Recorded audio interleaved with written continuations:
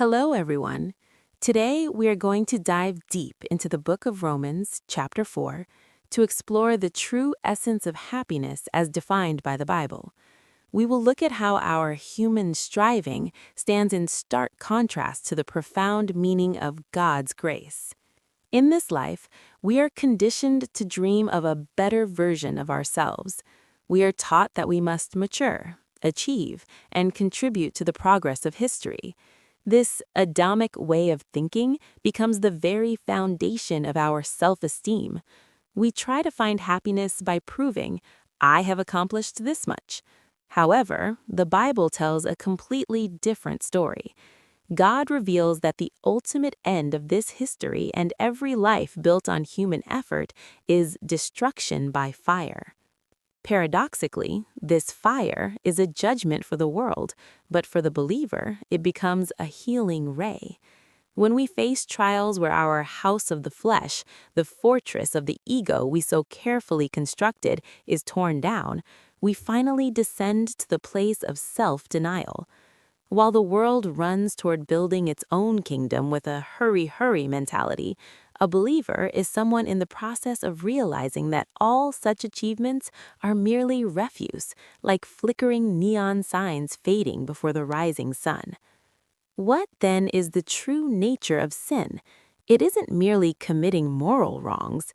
The essence of sin is when a being who was nothing pretends to be something. We were originally dust, clay. We were absolute dependents who could not exist for a single second without God's grace. To cut that umbilical cord of grace and insist, I have power, I can do it myself, and to establish one's own sovereignty, that is the very definition of sin and pride.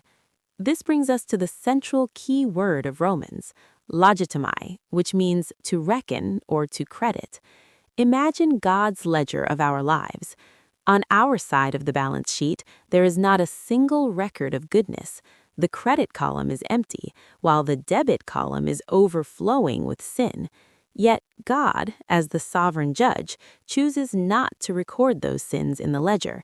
It's not because the sins aren't there, he simply refuses to count them. Instead, he takes the righteousness of Jesus Christ and fills our empty column with it. Even though we are not righteous beings, God simply declares, I credit you as righteous. This is the gospel.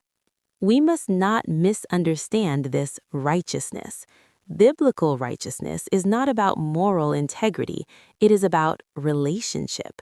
Righteousness is the state of being in a correct relationship where the Creator continuously pours out life and the creature exists by receiving that life.